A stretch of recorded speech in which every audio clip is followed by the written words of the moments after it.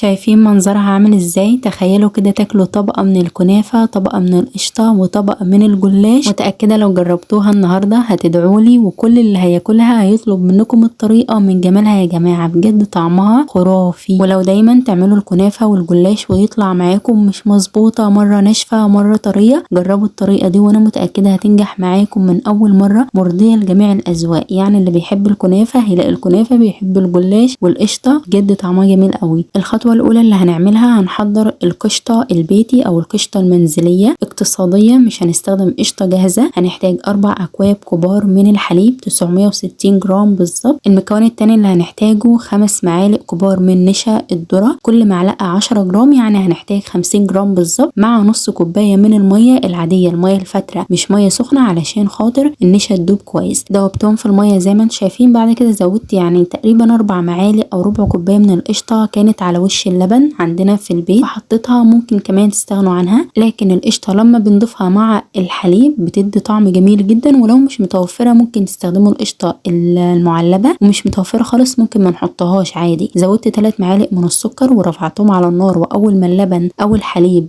غلي معانا، بدأ في الغليان، بننزل خليط النشا واحده واحده. وهتلاحظوا وانتوا بتنزلوا خيط رفيع من خليط النشا هتلاقوا ان خليط الحليب او القشطه بدأت ان هي تتقل معاكم، وكده نضمن ان النشا ما يكلكعش ولا تنحرق معانا. زودت شويه من الفانيليا السائله وبعد كده طفيت عليها. ولو تفتكروا كمان عملت معاكم في اصابع الكنافه قشطه طريقتها جميله، ممكن تستخدموا النوع ده او النوع اللي انا عاملاه النهارده، فجربوا اللي انتوا حابينه. حطيتها في طبق وسبتها على جنب تاخد حراره المطبخ، ولازم تبرد تماما تماما علشان ما تكونش سخنه واحنا بنحطها على الكنافه. الشربات اللي هنحتاجه النهارده هيكون قوامه تقيل، مش خفيف ولا متوسط، لا تقيل، بس مش تقيل قوي زي شربات النواشف بلح الشام وكده يعني. المهم هنحتاج 2.25 كوباية من السكر، عليهم 2.25 كوباية من المية اقل منها شويه. وزودت ربع معلقه صغيره من ملح الليمون، بديل ملح الليمون عصير الليمون اللي هو متوفر عندنا، نص عصير ليمونه. ملح الليمون يا جماعه لو زودتوه هيبوظ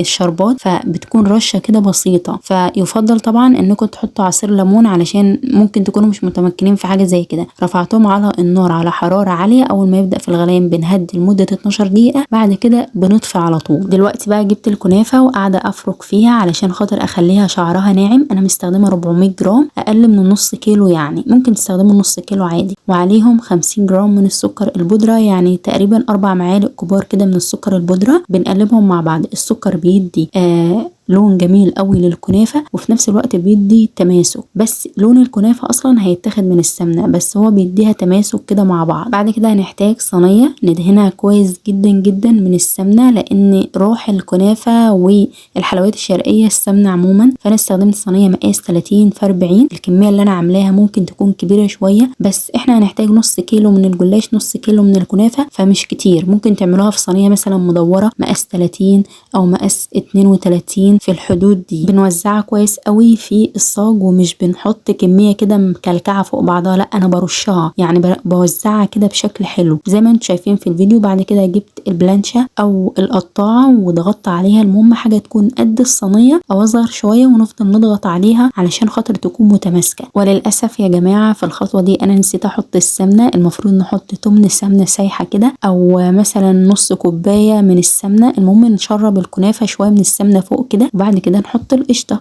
لا ندى نسيت بقى وراح تحط القشطه، وافتكرت بعد ما حطيت القشطه خلاص، فالحمد لله قدر الله ما شاء فعل. المهم حطيت القشطه ونسيت احط السمنه. بس انتوا ما تنسوش ابدا حطوا تمن سمنه او نص كوبايه، ترشرشوها كده على السمنه من فوق، المهم تتشرب كلها. بعد كده حطيت في الجوانب شويه من الكنافه علشان خاطر القشطه ما تطلعش بره. ونركز لما نحط القشطه تكون بدرجه حراره المطبخ، يعني بارده تماما، مش شرط تكون في التلاجة، لان احنا مش هنحشي بيها مثلا كنافه زي الاصابع اللي عملتها معاكم، فهمتوا؟ فاهم حاجه تكون بارده. الخطوه اللي بعد كده هنحتاج يعني نص كيلو من الجلاش. انا استخدمت نص كيلو مع كمان ورقتين 3 كده، يعني انا كنت عندي لفتين 2 من الجلاش. وهنبدا ان احنا نكشكشه. لو فاكرين الجلاش المكشكش اللي كان طالع ترند وكده، بنتنيها زي ما انتم شايفين كده في الفيديو. بعد كده بنرصهم ورا بعض كده لحد ما نملى الصينيه. واستخدمت كمان تمن من السمنه او نص كوبايه كمان من السمنه، وحطيتها كده من فوق، رشرشتها. اهم حاجه نغرق الجلاش من فوق بالسمنه عشان ياخد لون جميل كده ويقرمش معاك. لو عاوزين كمان طريقه طريقة غير الجلاش المكشكش او اللي انا تانياه ده على